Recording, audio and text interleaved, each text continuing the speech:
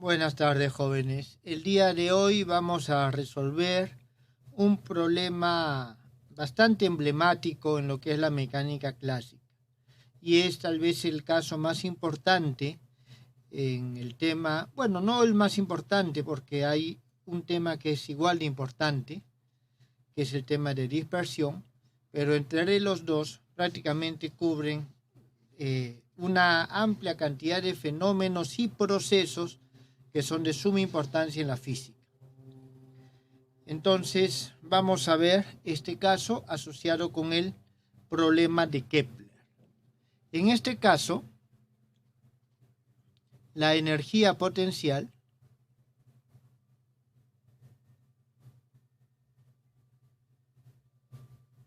toma la siguiente forma. Es decir, este es un caso de campo central, en el cual la energía potencial es menos alfa sobre R. Es decir, cuando el potencial es inversamente proporcional a la distancia. ¿Está claro? Aquí este R es la distancia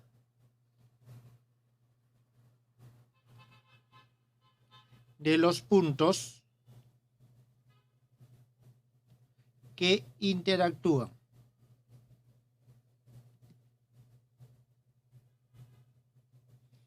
La distancia entre los puntos que interactúan. Jóvenes, aquí estamos considerando que hay un pequeño punto por acá, hay otro punto por allá, y tenemos que entre estos dos hay una distancia. Normalmente esto lo expresamos por medio de un radio vector, que va a ser nuestro radio vector R. Entonces, nosotros vamos a considerar que una de las partículas se encuentra fija en el origen de coordenadas. Esa va a ser nuestra presunción. ¿Está claro? Una de las partículas se encuentra fija en el origen de coordenadas. Y, o sea, fija, está inmóvil, no se mueve. El único que se mueve es este punto que está acá. ¿Está bien? El único punto que está acá. Entonces, el movimiento de este punto con respecto a este punto está definida por esta función R, que va a ser una función del tiempo. ¿Está claro? Es decir, R nos va a describir el movimiento. En este caso,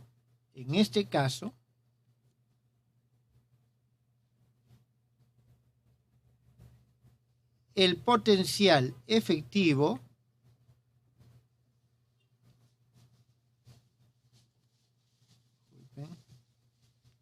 será el siguiente. U efectivo va a ser igual al menos alfa sobre R más L al cuadrado sobre 2 veces MR al cuadrado.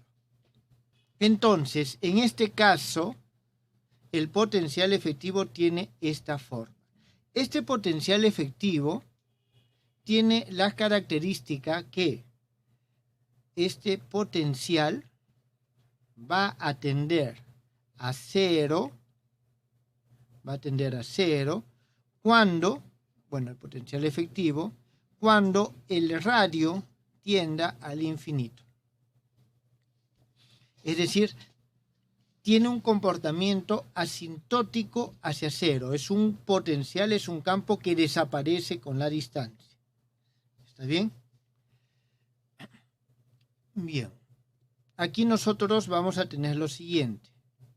Si este alfa es mayor que cero,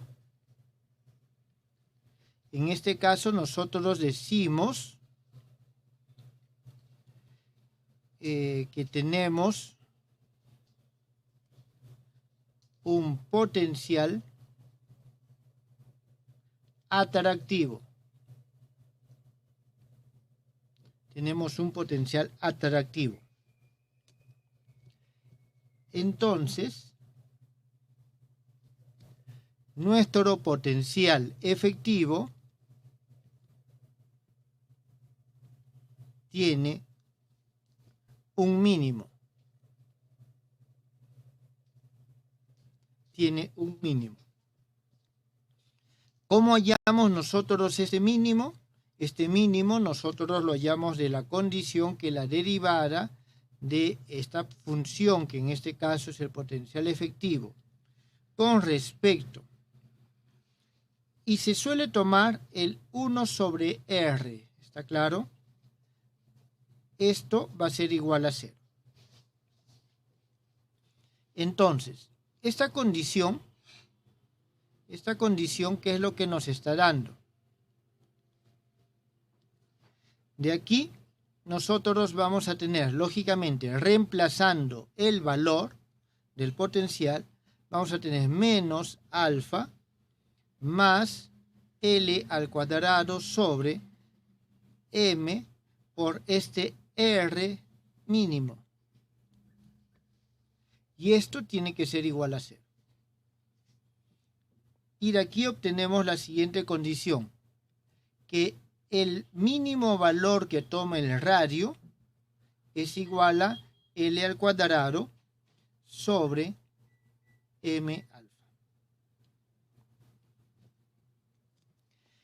Y en este caso, el potencial efectivo evaluado en su mínimo valor va a ser igual a menos alfa sobre Rm más L al cuadrado sobre 2m Rm al cuadrado.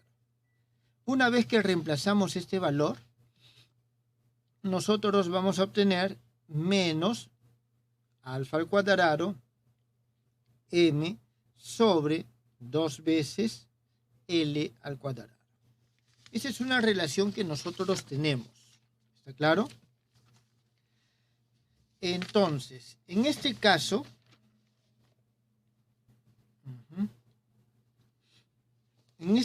nosotros tenemos lo siguiente. Aquí creo que sería conveniente hacer un pequeño esquema también. Nosotros vamos a tener algo así. Aquí vamos a tener R. Acá vamos a tener el U efectivo. Y nuestra gráfica, bueno, esto suele tener un valor algo así. Y lógicamente vamos a tener de que esta distancia es lo que nosotros hemos llamado, o sea, este valor de acá es el R mínimo,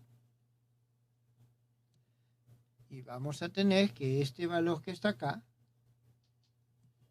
es nuestro U efectivo evaluado en el mínimo valor. Entonces, eso es, jóvenes, lo que nosotros acabamos de hallar.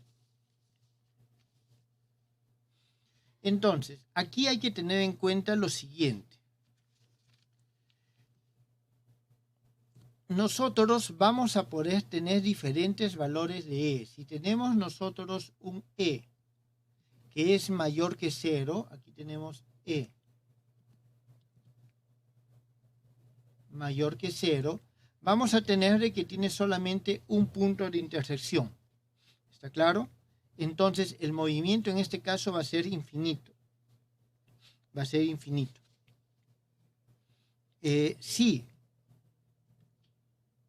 tenemos de que el E tiene un valor, por ejemplo acá, tenemos de que este E es menor que 0, entonces el movimiento, como hemos visto en la clase anterior, va a estar entre estos dos puntos, va a estar entre estos dos valores. Va a ser un movimiento finito entre dos valores. ¿Está claro? Entre dos valores. Ahora, fíjense de que este no es el mínimo radio que tiene o la mínima distancia que lo separan. La mínima distancia en el caso de E menor que 0 es esta. Esta es la distancia para la cual la energía potencial es mínima, es algo distinto. ¿Está bien? Jóvenes, ¿hasta aquí alguna pregunta?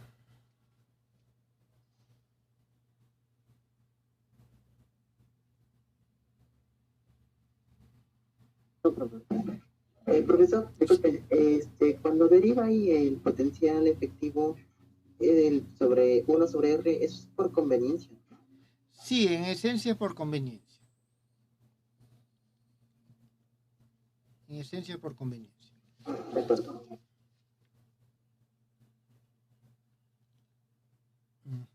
Bien. Veamos, continuemos entonces.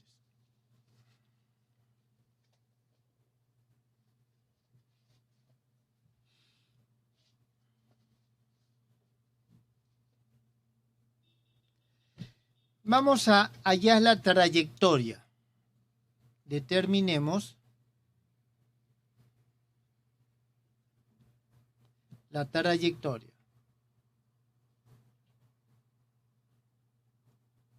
Para determinar la trayectoria, nosotros utilizamos una de las la expresión que vimos la clase pasada. Phi menos phi sub 0 va a ser igual a la integral desde un r sub 0 hasta r de L de dr sobre m r al cuadrado. Aquí vamos a tener la raíz cuadrada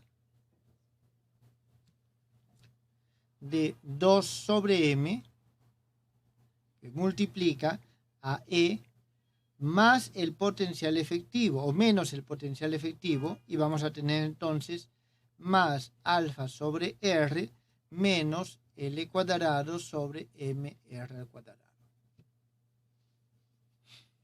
Eso es lo que nosotros tenemos para la trayectoria. Entonces, aquí se suele hacer el siguiente cambio de variable. Vamos a escribirlo de la siguiente forma. Esta integral se simplifica si tomamos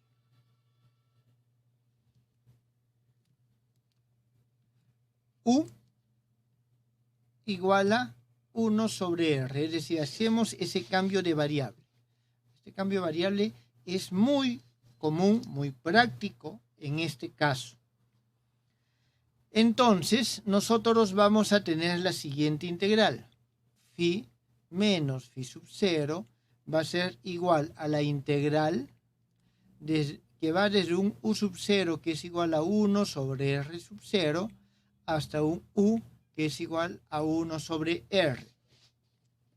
Y aquí nosotros vamos a tener lo siguiente.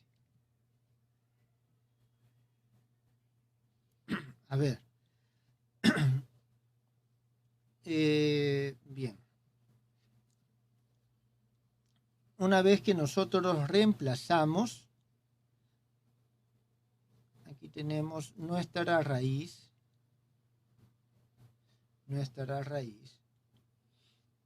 Y vamos a tener lo siguiente. Arriba va a aparecer un menos m sobre m de du. Al momento que reemplazamos el valor para L, y aquí vamos a tener 2 sobre m E más alfa por U menos L cuadrado sobre m sobre 2m. Aquí también había un 2, U al cuadrado. Aquí había un 2 que me he olvidado, 2m. Bien. Entonces, obtenemos esto, lo cual también podemos escribirlo de la siguiente forma. Esto va a ser igual entonces a menos la integral desde u sub 0 igual a 1 sobre r0 hasta u igual a 1 sobre r. Aquí vamos a tener nosotros simplemente d de u, este menos es este que ha salido, raíz cuadrada de, y aquí vamos a escribirlo de la siguiente forma. Un momentito. Aquí me faltó algo.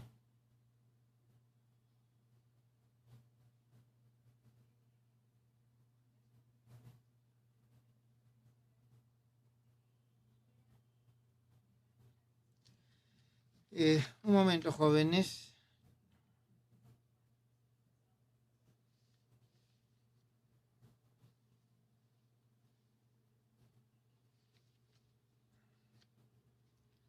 Aquí hay algo que no me está gustando. A ver, ¿qué cálculo? Un momentito, creo que aquí tengo un cálculo mal. No sé, me raro.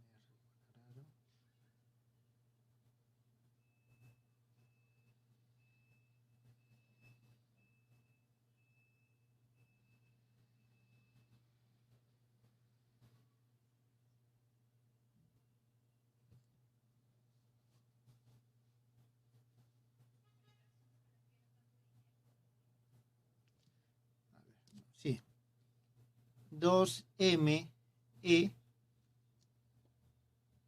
sobre L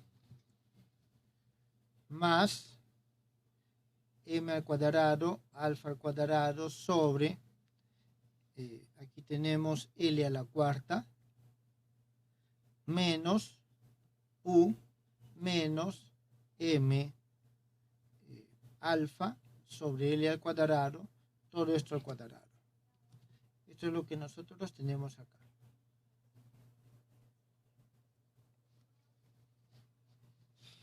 Bien, entonces aquí nosotros hacemos lo siguiente. Hacemos el siguiente cambio de variable. B al cuadrado va a ser igual a 2me sobre L al cuadrado. Sí, aquí hay algo, un momentito, más m cuadrado alfa al cuadrado sobre L a la cuarta. Esto le llamamos 5. A ver.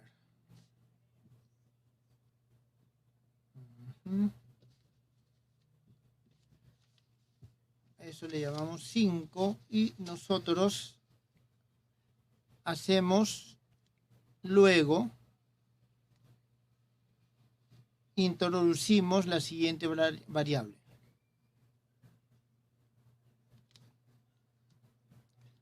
Una variable eta que es igual a este u menos m alfa sobre L al cuadrado y todo esto sobre SB. Entonces, ya con todos estos cambios, jóvenes, este integral phi menos phi sub 0 se convierte en la integral que va desde un eta sub 0 hasta eta de diferencial de eta sobre la raíz cuadrada de 1 menos eta. Y esto es igual a menos el arco coseno de eta, que va desde eta sub 0 hasta eta. A ver, déjeme ver aquí. 2m.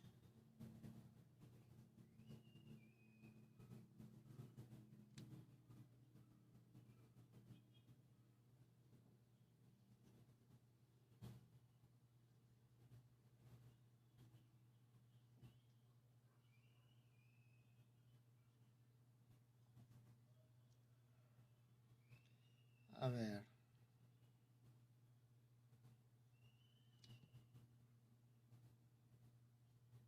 Sí. Bien, jóvenes. Entonces, aquí nosotros, para esta solución, vamos a elegir lo siguiente. Elegimos phi sub 0 tal que phi sub 0 es igual a menos el arco coseno de este eta sub 0. Es decir, elegimos este phi sub 0 para que se anule con este valor. Y en ese caso, nosotros lo que obtenemos simplemente es de que el eta es igual al coseno de phi. Entonces, aquí ya podemos volver a la variable eta. Volviendo a la variable original,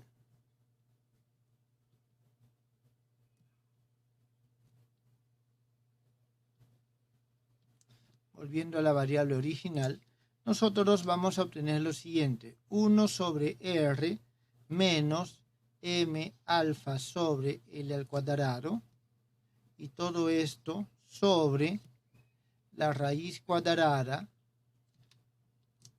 de 2me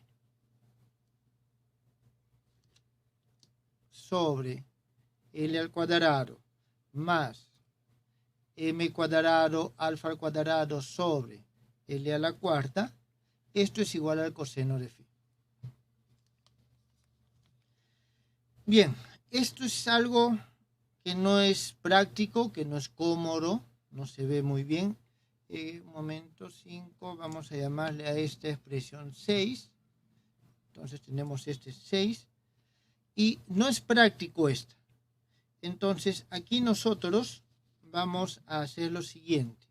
Esto lo vamos a reescribir de la siguiente manera, como un más menos P sobre R, y va a ser igual a 1 más menos E coseno de phi, donde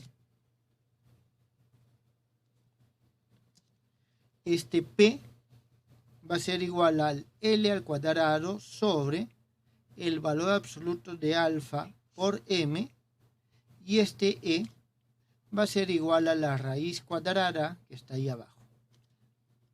Raíz cuadrada de 2 L al cuadrado E sobre alfa cuadrado M más 1.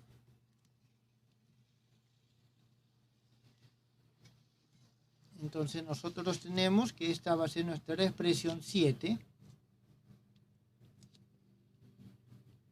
Y esta que está aquí va a ser nuestra expresión 8.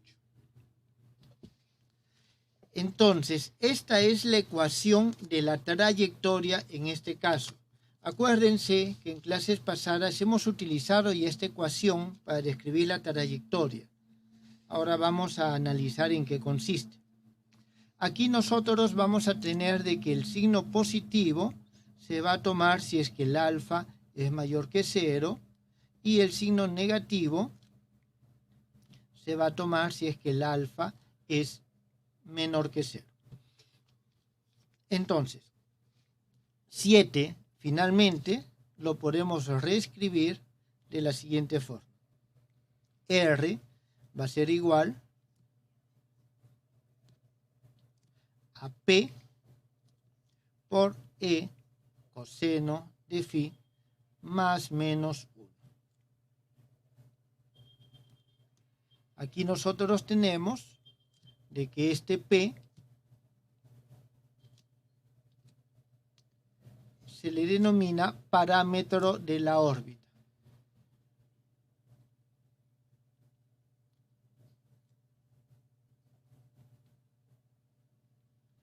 Y a esta E se le llama la excentricidad.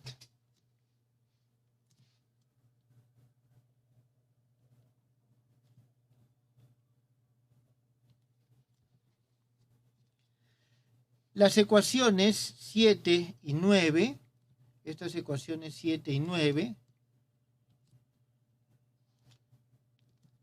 son ecuaciones de las denominadas secciones cónicas. ¿Está bien? Ecuaciones de las secciones cónicas. Aquí lo coloco un costadito. 7 y 9 son las ecuaciones de las secciones cónicas. Y estas se van a determinar de la siguiente manera. Nosotros tenemos que si la excentricidad está entre 0 y 1, lo que obtenemos es una elipse. Es decir, la trayectoria es una elipse. Si la excentricidad es igual a 1, lo que se obtiene es una parábola. Y si tenemos de que la excentricidad es mayor que 1, tenemos una hipérbola.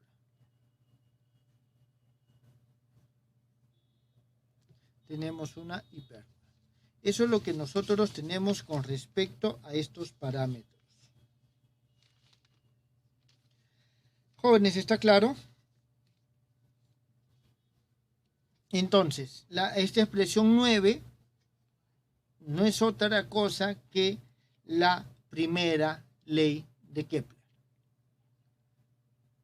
que nos dice que los planetas se mueven alrededor del Sol en órbitas elípticas con centro en uno de sus focos, porque esta es la ecuación de la elipse con centro en uno de los focos.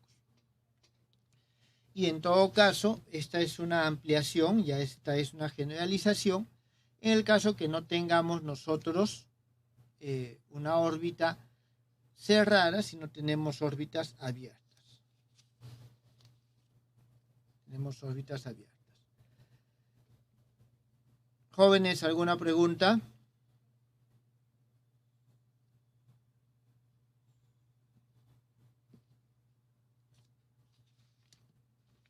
No, profesor. Bien. Vamos a analizar algunos casos. Analicemos el caso de las fuerzas inicialmente atractivas. Es decir, cuando el alfa es mayor que 0. En este caso, nosotros vamos a tener, según esta expresión 8, 3 posibles valores para este E. ¿Está bien? Dependiendo del valor de la energía. Entonces, vamos a tener nosotros lo siguiente. Según la expresión 8, a ver, voy a llevarla al otro lado para que la tengamos en cuenta.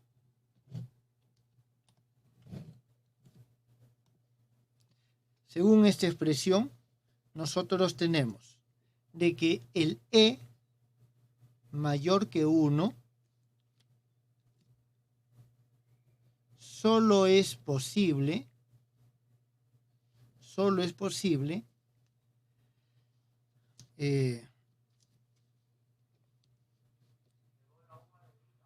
para cuando nosotros tenemos de que la energía es menor que 0. Disculpen, es el E menor que 1. El E menor que 1. Solo es posible cuando el E es menor que 0. Como este es positivo, tengo 1 más esto. Entonces la única posibilidad de que esto sea menor que 1 es que el E sea negativo. ¿Está bien? Es decir, que las órbitas cerradas solo se dan para el caso de energía total negativa. Solo para casos de energía total negativa tenemos una órbita cerrada. ¿Está bien? Cerrada. Eso es algo importante que está acá. Ahora, aquí nosotros vamos a tener también lo siguiente. Si la energía es igual a 0, la órbita es parabólica. Y si la energía es mayor que 0, la órbita es hiperbólica. Es decir, el signo de la energía nos determina el tipo de órbita. Esos son los 3 casos que tenemos nosotros para las fuerzas atractivas. Veamos el primer caso. Entonces, el caso 1, que es cuando la excentricidad es menor que 1. Entonces, vamos a decir lo siguiente, en este caso. Para el phi igual a 0,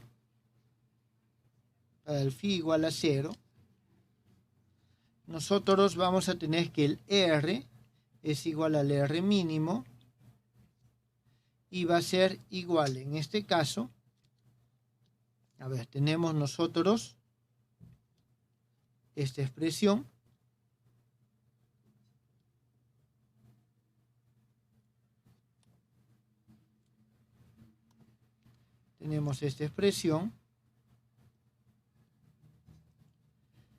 Entonces, en este caso, cuando el phi es igual a 0, tenemos de que el E es menor que 1, ¿está bien? Estamos hablando en el caso del alfa mayor que 0, así que el alfa solamente puede ser positivo, ¿está claro? Disculpen, sí. Y aquí nosotros vamos a tener el R mínimo, va a ser cuando el P, cuando tengamos que esto va a ser P sobre 1 más la excentricidad. 1 más la excentricidad. Es decir, cuando el coseno de phi sea 0. Nosotros aquí también vamos a tener de que para phi igual a pi, el R va a ser un máximo y en este caso vamos a tener P sobre 1 menos la excentricidad. Estas distancias R mínimo y R máximo tienen nombres específicos. A esto se le conoce como perihelio cuando es alrededor del Sol, una órbita de un planeta, o se le conoce como perigeo, cuando tenemos la órbita alrededor de la Tierra. En este otro caso tenemos lo mismo, pero se va a denominar afelio cuando es alrededor del Sol y se va a denominar apogeo cuando es alrededor de la Tierra.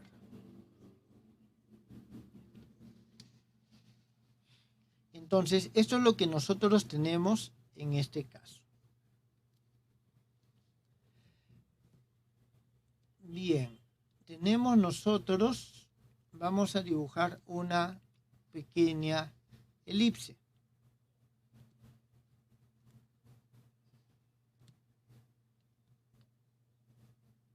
Bien, tenemos nosotros nuestra elipse. Entonces, en esta elipse, nosotros vamos a tener de que toda elipse tiene dos semiejes.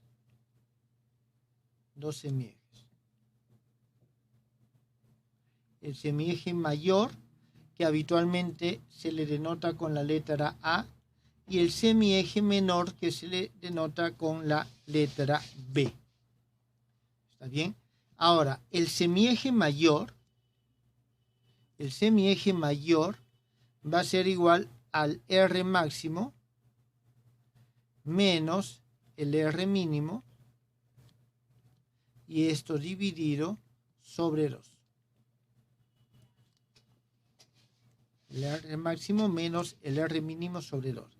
Esto nos va a dar P sobre 1 menos E al cuadrado. Esta va a ser nuestra expresión 10, también es muy útil, muy práctica. Bien, entonces eso es lo que nosotros tenemos.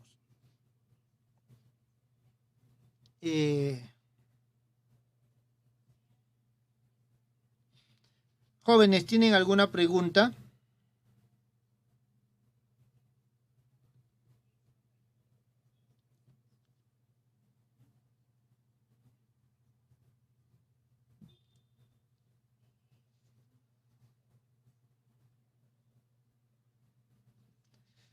Muy bien.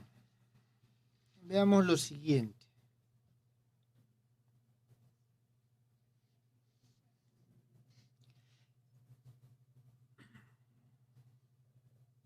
Aquí hay que tener en cuenta lo siguiente. Foco. Y digamos de que aquí esté el otro foco. Entonces nosotros aquí estamos tomando nuestro sistema de referencia, digamos en este foco.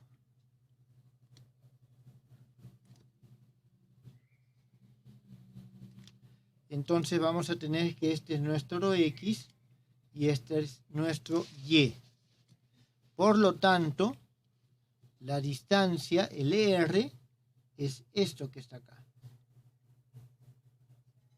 Ese es el R. ¿Está bien? Ese es el R. Por eso, nosotros tenemos de que todo esto que está acá es el R máximo y le quito el R mínimo, obtengo esto que es justamente 2 veces el semieje. ¿Está bien?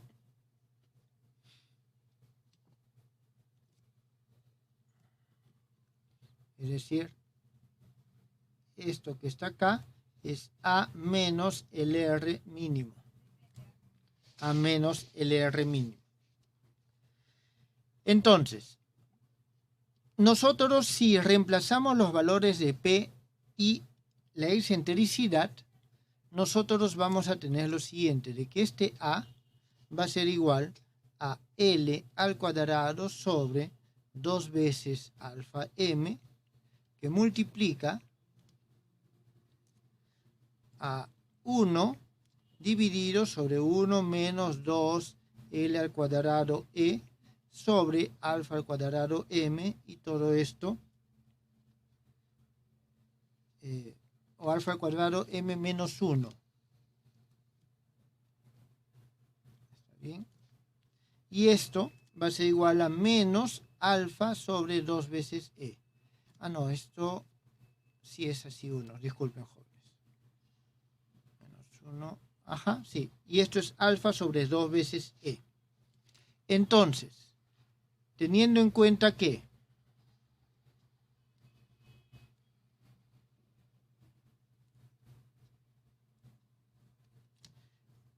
hemos considerado el caso de que la energía es menor que 0, nosotros aquí vamos a obtener de que el A es igual a alfa sobre 2 veces el valor absoluto de la energía.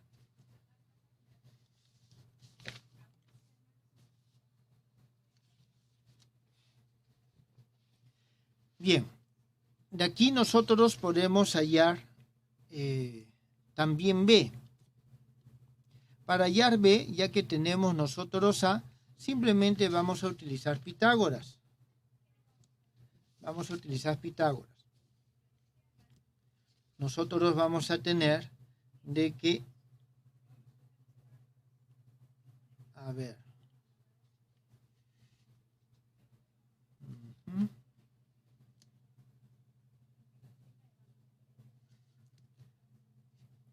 por Pitágoras en este triángulo, a ver en qué triángulo estamos.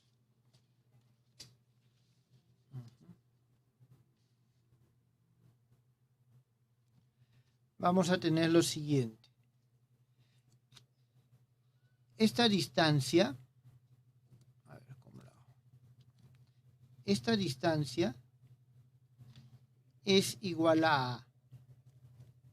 Entonces, por Pitágoras nosotros tenemos acá, aquí voy a Entonces lo siguiente, por Pitágoras nosotros tenemos de que a al cuadrado es igual a b al cuadrado más a menos r mínimo al cuadrado. Una vez que nosotros los reemplazamos y operamos, obtenemos para b el siguiente valor: p sobre la raíz cuadrada de 1 menos e al cuadrado. Y esta va a ser nuestra expresión 12.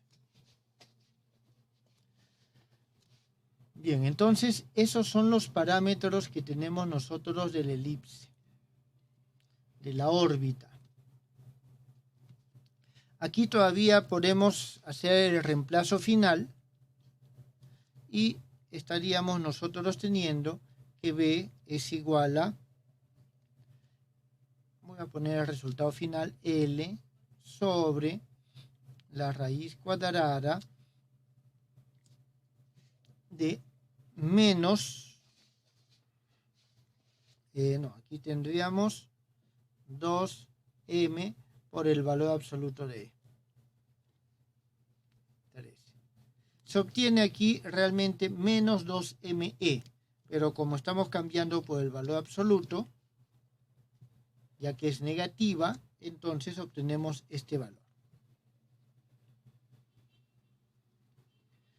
Bien, entonces, esto es lo que nos caracteriza a nosotros, la órbita.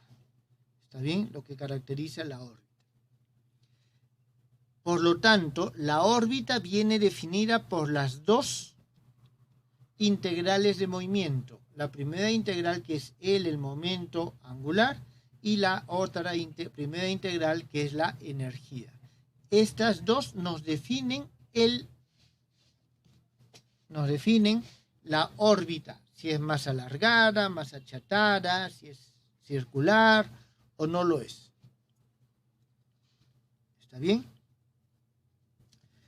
Entonces, por ejemplo, nosotros aquí, si tomamos la expresión 10, esta que está acá, y la 12, esta que está acá, y las dividimos,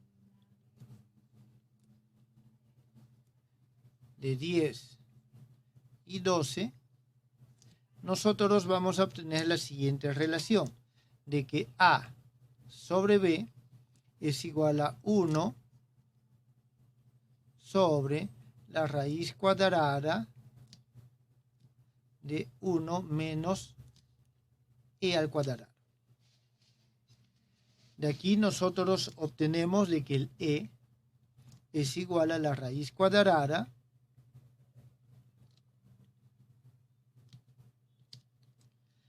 de 1 menos, y aquí vamos a tener b sobre a al cuadrado, que es igual a la raíz cuadrada de a cuadrado menos b al cuadrado, y todo eso dividido sobre a,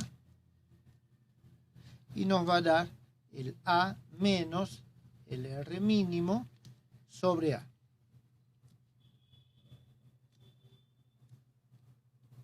Sobre a. Aquí, ¿qué es lo que tenemos? Esta relación nos permite evaluar la relación que existen entre los semiejes. Por ejemplo, para A igual a B, es decir, para el caso de una órbita circular, ¿está bien? La órbita es circular. ¿Está bien? Entonces, si nosotros, en el caso de una órbita circular, vamos a igualar 11 y 13. ¿Está claro? Para ver la relación que hay entre estas integrales de movimiento. Entonces, igualamos las expresiones 11 y 13. Entonces, obtenemos la condición para que la órbita sea circular, que alfa sobre 2 veces el módulo de la energía tiene que ser igual a L sobre la raíz cuadrada de 2m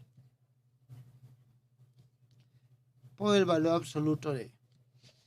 Y de aquí nosotros obtenemos la relación que estamos buscando, que la energía va a ser igual a alfa al cuadrado por m dividido sobre 2 veces L al cuadrado. Y esto no es otra cosa que el valor absoluto del U efectivo mínimo. Eso lo hemos hallado anteriormente. Es decir, cuando el potencial efectivo toma su mínimo valor, la órbita es circular. Jóvenes, aquí este que está aquí no era M, es L. Y este M es este M que está acá. ¿Está bien?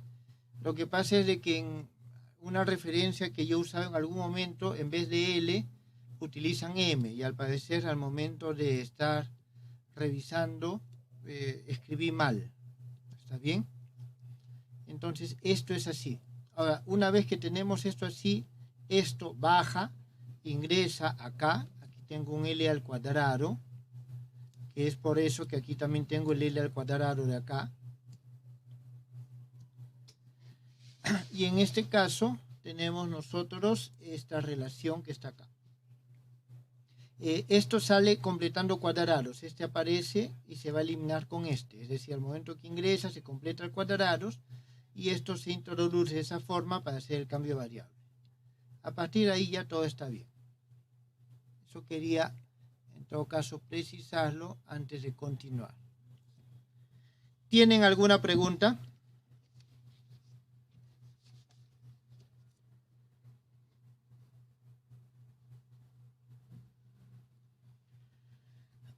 Bien. Entonces nosotros tenemos que la órbita circular se da cuando tenemos la energía o la energía potencial mínima. ¿Está claro? La energía potencial mínima. Bien. Aquí nosotros hacemos lo siguiente. Esta es la primera ley de Kepler. Todo lo que hemos hecho es la primera ley de Kepler. Ahora veamos la segunda ley de Kepler. La segunda ley de Kepler se obtiene de la conservación del momento angular.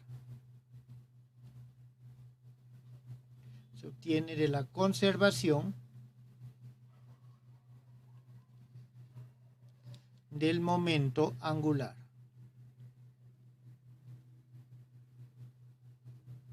Eso ya lo hemos conversado anteriormente. Nosotros tenemos de que el m r al cuadrado phi punto, esto es igual a una constante y esta constante es lo que nosotros tenemos como momento angular.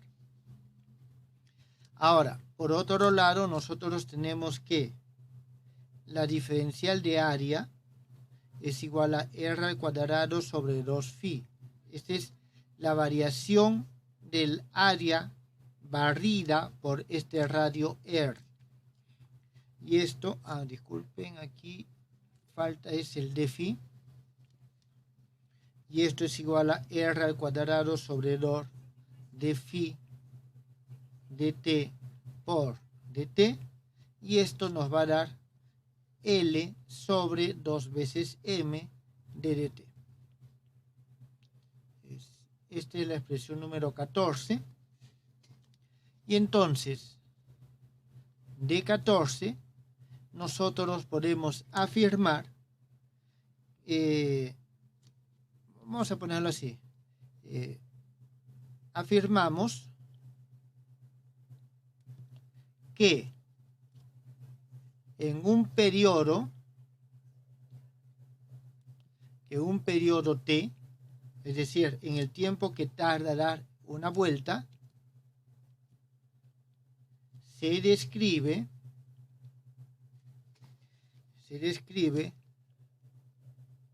un área S igual a L sobre 2mt. Ese es el área que se describe en un periodo. ¿Está claro? En un periodo. Bien, el área de una elipse, jóvenes, el área de una elipse es igual a pi a por b. Entonces vamos a ver esto a dónde nos lleva. De aquí entonces nosotros tenemos que el periodo es igual a 2 veces m sobre L pi a por b. Esto va a ser igual a pi alfa, la raíz cuadrada de m sobre 2 veces la energía al cubo. Y una vez que nosotros reemplacemos los valores, vamos a tener 2pi raíz cuadrada de m sobre a por m sobre alfa, disculpen, m sobre alfa por a al cubo. Entonces, esto que tenemos aquí al final no es otra cosa que ya la tercera ley de Kepler.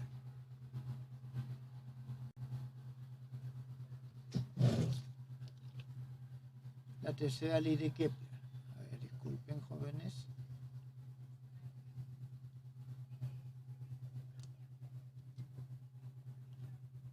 ¿Por qué? Porque nosotros aquí podemos ya decir lo siguiente, de que t al cuadrado, elevando al cuadrado, es igual a 4 pi al cuadrado por m sobre alfa por a al cubo.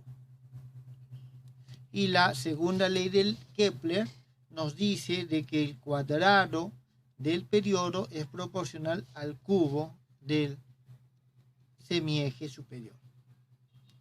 Entonces, la segunda ley de Kepler es esta, y esta es la tercera ley de Kepler. Tercera ley de Kepler. Entonces, las tres leyes de Kepler son resultado de resolver este problema.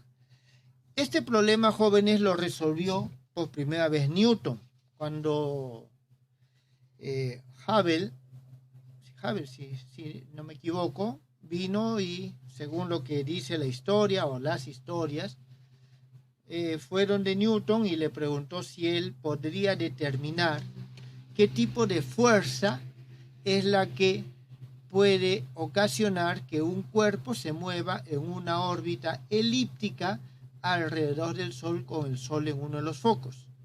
Y él le contestó directamente de que, bueno, ese es lo que dice la historia, no sé si fue directamente o no, que era una fuerza inversamente proporcional al cuadrado de la distancia. Estamos hablando de fuerza, no de potencial. ¿Por qué? Porque él ya había resuelto este problema. ¿Está bien? Él ya había resuelto este problema. Entonces, esto es la tercera ley de Kepler. Kepler llegó a sus leyes en base a observaciones. Las observaciones que hizo Tycho Brahe, él las sistematizó, fueron más de 20 años de observaciones a vista pura, sin telescopio, muchas de ellas, las sistematizó y vio de que encajaban si es que se cumplían estas tres leyes que él enunció, las cuales se demuestran por medio de la mecánica newtoniana. Bien, vamos a ver. Hasta aquí, jóvenes, ¿alguna pregunta?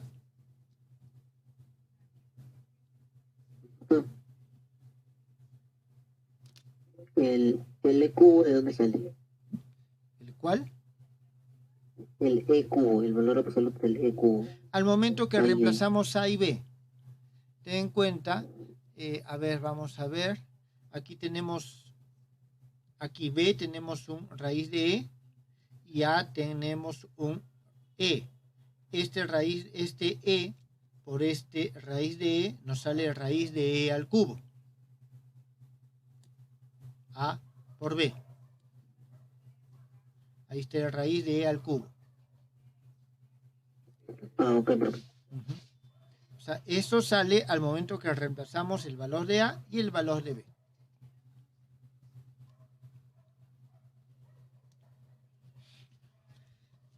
Bien.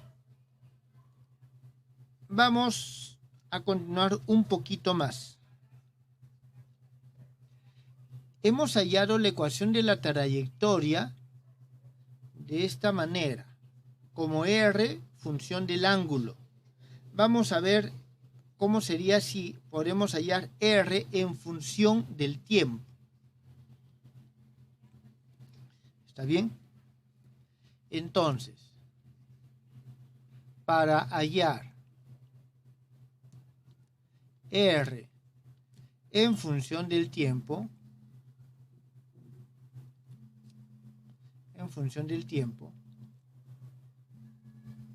nosotros vamos a emplear la siguiente expresión. La integral desde R0 hasta R de diferencial de R raíz cuadrada de 2 sobre m, esto multiplicado por e, más alfa sobre r menos L al cuadrado sobre 2mr. Esto igual a t menos t sub 0. Entonces, nosotros, a ver, ¿qué número tenemos? A ver, a esta, que es la tercera ley de Kepler, le llamamos 15 y esta le vamos a llamar 16. Muy bien. Entonces, aquí hay que tener en cuenta que estamos trabajando con las leyes de Kepler y una órbita elíptica. Entonces, vamos a considerar que L es menor que 0. ¿Está bien? Y nosotros aquí vamos a utilizar las expresiones 11 y 13. Vamos a ver cuáles son las expresiones 11 y 13. Son las expresiones para A y para B en términos de los parámetros de la órbita. Entonces, de ahí reescribimos 16. Al momento que reemplazamos, esto nos va a quedar de la siguiente forma. La raíz cuadrada de MA sobre alfa, integral desde un R sub 0 hasta R, R de dr, esto todo sobre, y aquí vamos a tener la raíz cuadrada de menos R al cuadrado más 2AR menos B al cuadrado. Y esto es igual a T menos T sub 0. T menos T sub 0. Ahora, nosotros de 11 y 13 vamos a ver de que se cumple lo siguiente. De que A cuadrado menos B al cuadrado es igual a al cuadrado por E al cuadrado. Eso lo podemos ver de 11 y 13. Entonces, teniendo en cuenta eso, nosotros reescribimos de nuevo esta expresión. Y vamos a tener lo siguiente. La raíz cuadrada de MA sobre alfa, integral desde nuestro R0 hasta R. R de dr se mantiene tal como estaba. Y lo que va a cambiar es la expresión subintegral. Y aquí vamos a tener un A cuadrado por E al cuadrado menos R menos A al cuadrado. Y esto es igual a T menos T sub 0. Esta va a ser nuestra expresión 17. Bien, para poder integrar, nosotros vamos a hacer el siguiente cambio de variable.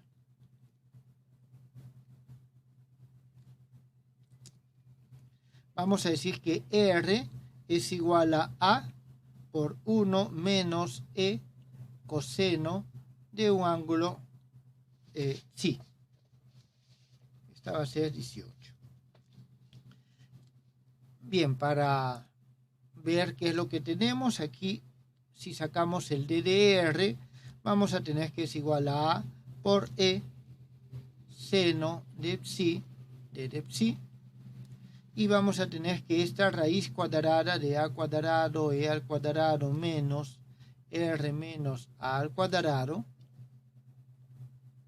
si nosotros reemplazamos este r, vamos a obtener que esto es igual a un a e seno de psi.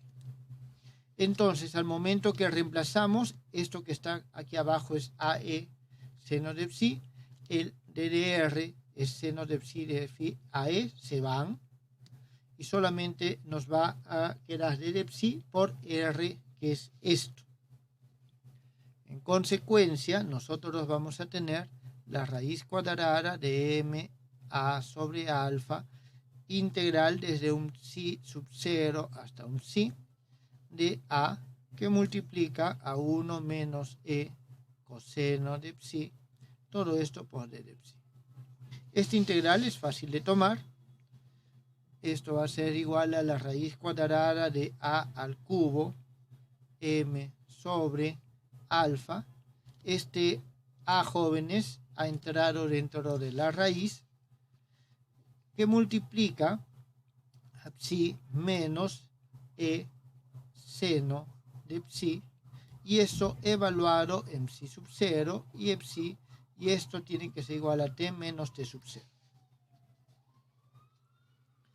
Aquí, jóvenes, si nosotros elegimos nuestras constantes, aquí eligiendo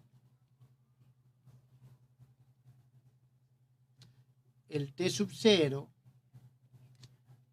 tal que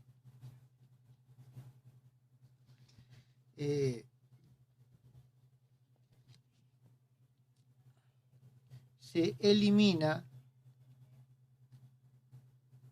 vamos a poner, eligiendo, voy a hacer algo aquí, no solamente elijo t sub 0, elijo t sub 0 y el psi sub 0, tal que se eliminan las constantes. Las constantes, es decir, aquí elijo este psi sub 0, tal que todo lo que sale con psi sub 0 se hace constante y va a ser igual a lo que a t sub 0. Entonces podemos obtener una expresión para t que va a ser la siguiente forma. T es igual a la raíz cuadrada de ma al cubo sobre alfa por psi menos e seno de psi. Esta va a ser nuestra expresión 19 y nos va a dar, una vez que nosotros reemplacemos o volvamos a nuestras variables iniciales, nos da la dependencia con respecto a R.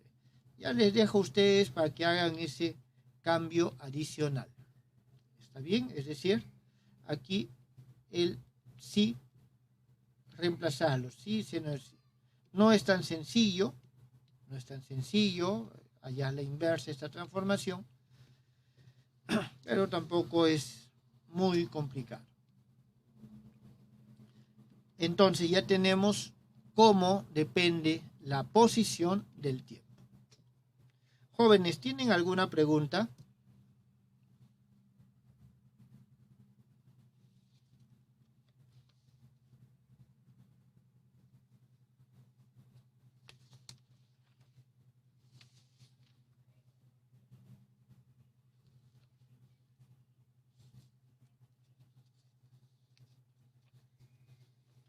Muy bien.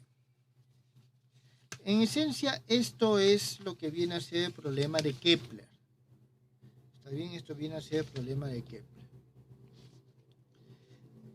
Vamos a hacer una pequeña modificación. También otra fuerza central.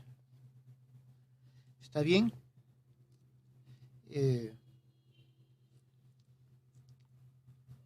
sea, esto ya no es Kepler, que la fuerza es proporcional a la distancia, donde este lambda en principio puede ser una función de x, y, z y el tiempo. En este caso, nosotros tenemos, por la segunda ley de Newton, de que la masa por la aceleración es igual a m segunda derivada de r, a este lambda por r. ¿Está bien? Entonces, aquí tenemos lo que se denomina, a ver, ¿cómo? Vendría a ser fuerza proporcional a R. ¿Está bien? Jóvenes, aquí podemos ver dos opciones, lambda positivo o lambda negativo. ¿Está claro? Entonces nosotros tenemos lo siguiente: si lambda mayor que 0, entonces nuestra masa m es repelida del centro. Es una fuerza repulsiva. Y de la misma forma, si lambda menor que 0, entonces la fuerza m o la masa m es atraída al centro. Eso es lo que nosotros tenemos en estos dos casos. Como ya sabemos, para toda fuerza central,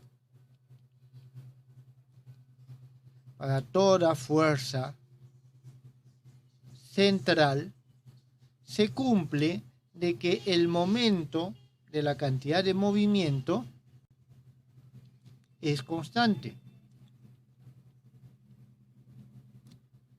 Esto es constante. Y vamos a decir que es igual simplemente, voy a ponerlo así, a un vector c constante. Así lo hemos puesto. Bien. Por practicidad, siempre nosotros decimos de que este vector c está orientado en el eje z. Eso es lo que solemos colocar. ¿Está bien? Y en todo caso vamos a decir de que la orientación es tal que R por MB, que es igual a C por K, y esto se dará con K, que es mayor que 0. Bien, ¿qué es lo que tenemos en este caso? Fíjense, son solamente aplicaciones de lo mismo que hemos hecho anteriormente. En primer lugar, voy a repetir algunos conceptos. Tenemos la integral de áreas. ¿Está bien? La integral de áreas, la cual se obtiene a partir de esta expresión. ¿Está bien? La integral de áreas nos va a decir, voy a decir que esta es la ecuación 1 y esta es la ecuación 2 para este caso. ¿Está bien? Entonces, vamos a decir aquí, de 2 obtenemos lo siguiente: R al cuadrado phi punto, que es igual a C, igual a una constante. Entonces, si nosotros integramos, a ver, voy a hacer un esquema, creo.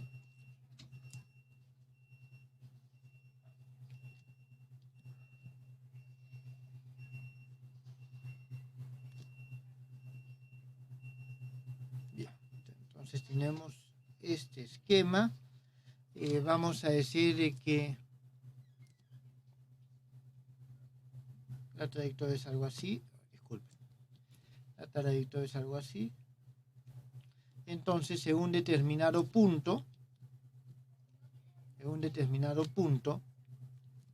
por acá, nosotros vamos a tener lo siguiente. Esto que está aquí es el radio vector o la distancia en algún momento. Entonces puedo yo decir de que este es el vector E sub R. Ese es el vector E sub R. ¿Está bien? Vamos a tener nosotros nuestra velocidad en este punto. Va a ser un vector así, digamos. Ese es el vector velocidad. Y tenemos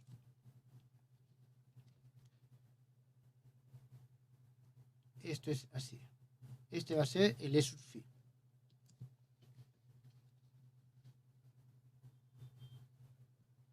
Este es el E sub phi. Entonces, jóvenes, lógicamente, el E sub z está saliendo del plano.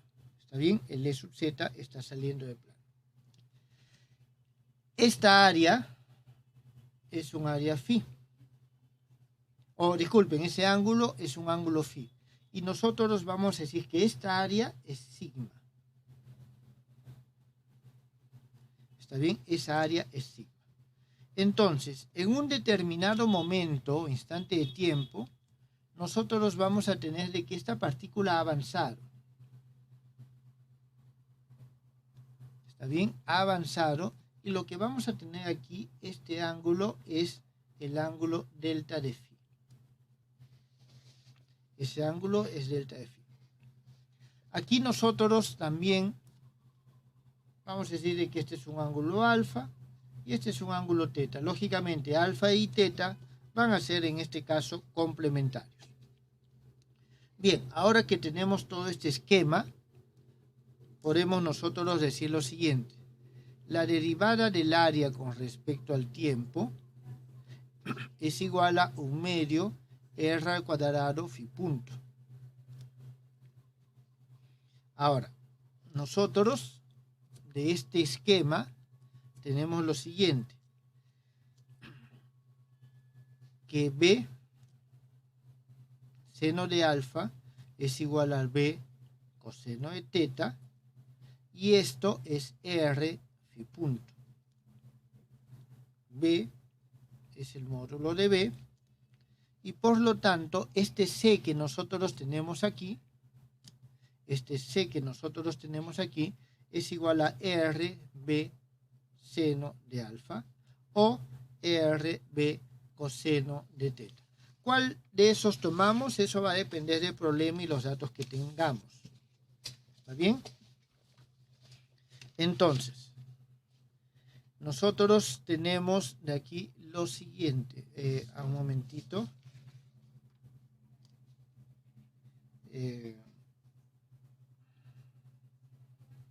Sí. Entonces, nosotros aquí tenemos lo siguiente.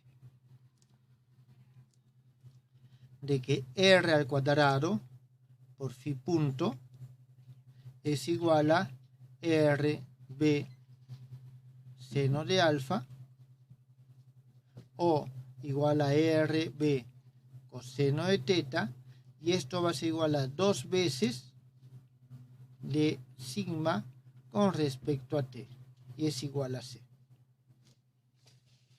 Entonces tenemos, esto es lo que se conoce como la integral de áreas. C es la integral de áreas, aquel valor constante, ¿está bien? Que tiene justamente es 2 veces la velocidad de área, 2 veces la velocidad sectorial. Bien, vamos a ver algo. Ya que estamos trabajando en coordenadas polares, vamos a tener lo siguiente. En coordenadas polares, nosotros tenemos que el B de R, la velocidad de R, es igual al R punto. B sub phi es igual a R phi punto.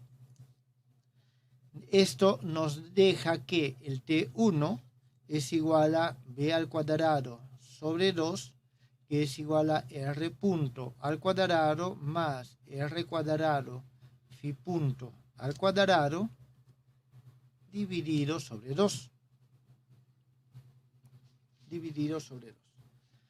De aquí, ya que tenemos el b, podemos hallar la componente covariante de la aceleración, que va a ser igual a la derivada con respecto a t de la derivada de t1 con respecto a r punto menos la derivada de t1 con respecto a r. Esto es igual, reemplazando, derivando, vamos a obtener r 2 puntos menos r phi punto al cuadrado. Y también podemos hallar la velocidad phi, la componente phi. Y en este caso va a ser 1 sobre r, la derivada con respecto a t, derivada de t1 con respecto a phi punto, menos la derivada de t1 con respecto a phi. Jóvenes, este 1 sobre r es el h correspondiente, es decir, el símbolo de la m correspondiente a esta coordenada. ¿Está claro? Esta es la coordenada, por decirlo de alguna forma, matemática, y para poder poner la coordenada física tenemos que utilizar los símbolos de la m, los coeficientes de la m.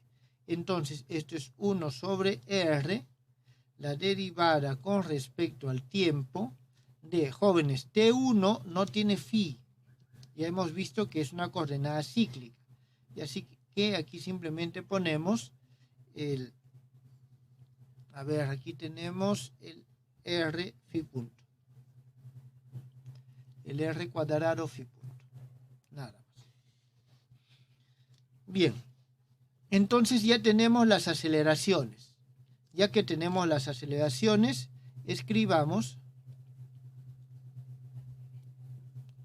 la segunda ley de Newton.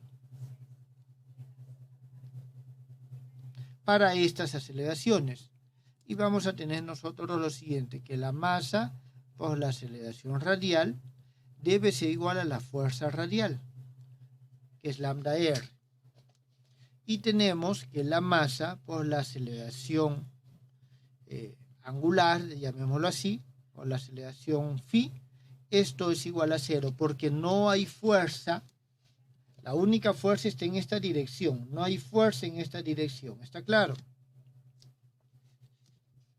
No hay fuerza en esa dirección. Entonces, a ver, ¿qué número pusimos al final? 2. Ya. Vamos a poner a este 3, 4.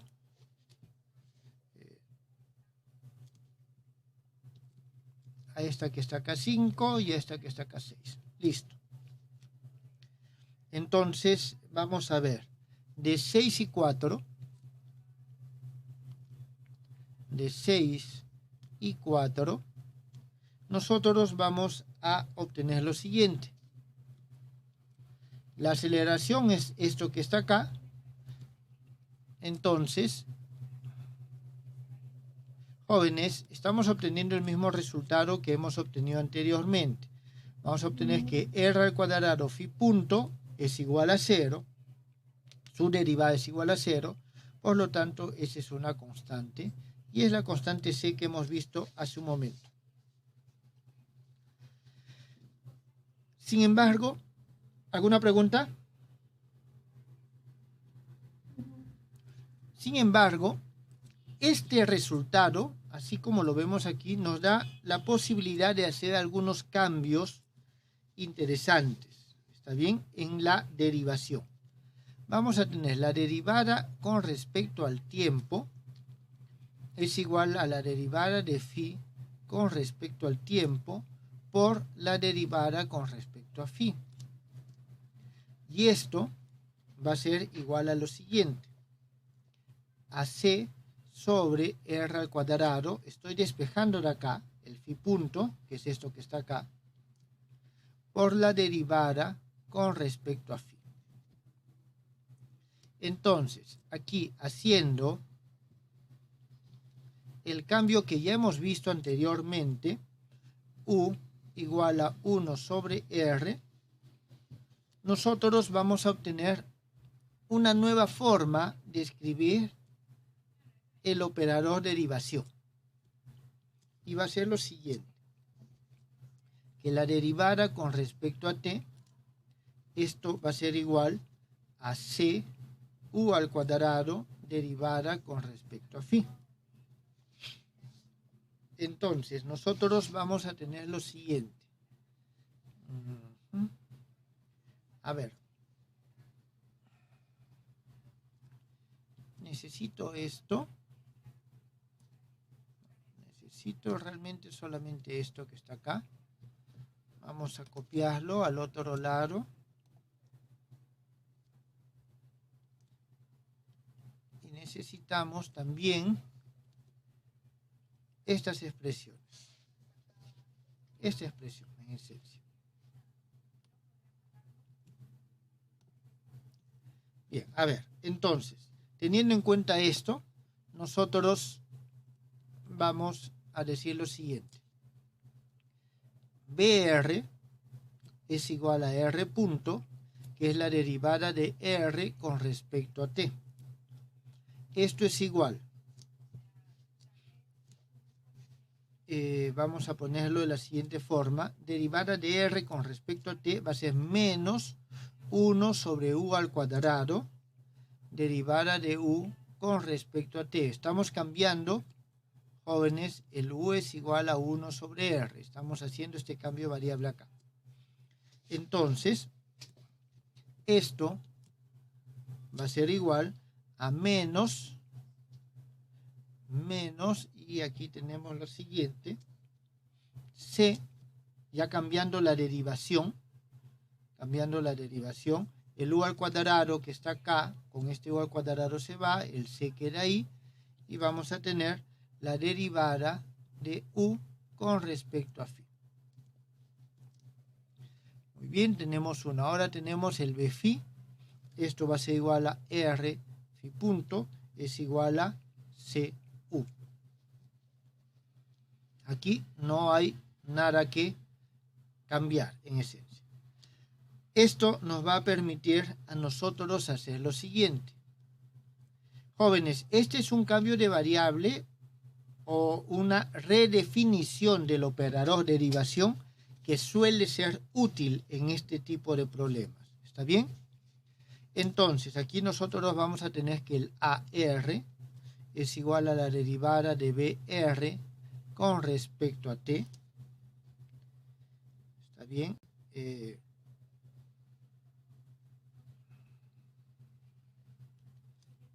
Aquí hay que tener en cuenta lo siguiente. A ver, déjenme ver.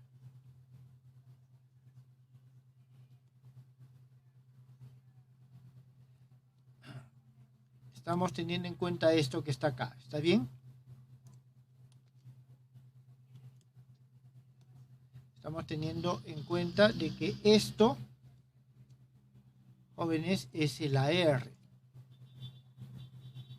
Entonces, esto primero que he escrito es solamente esto, menos el R phi punto.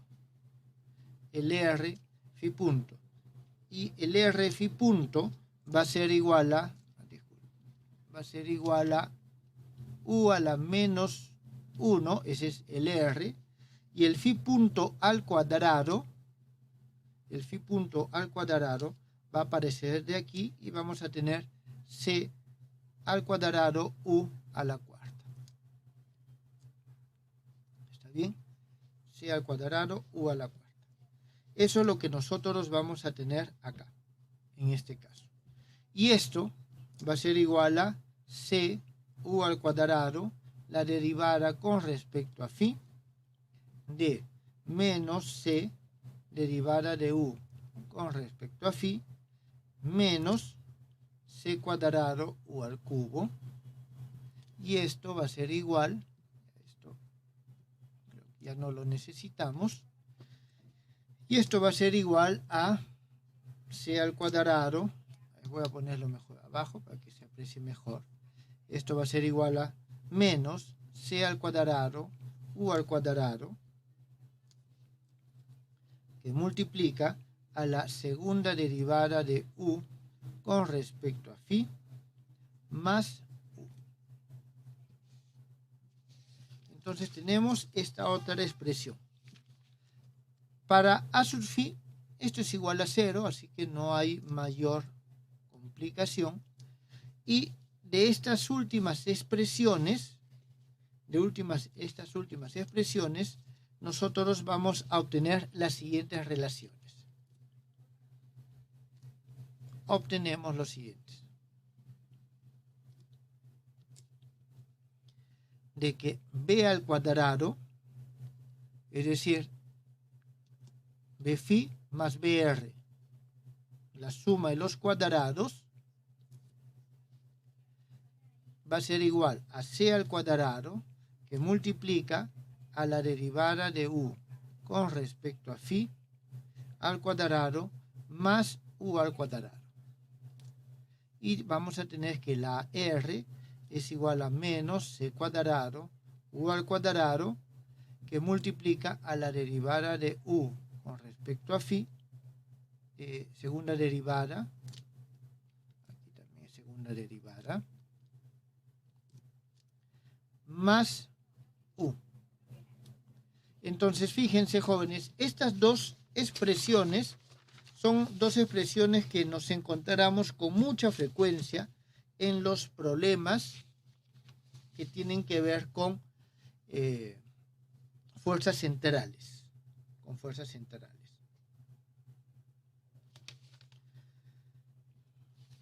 ¿Alguna pregunta ahí, jóvenes?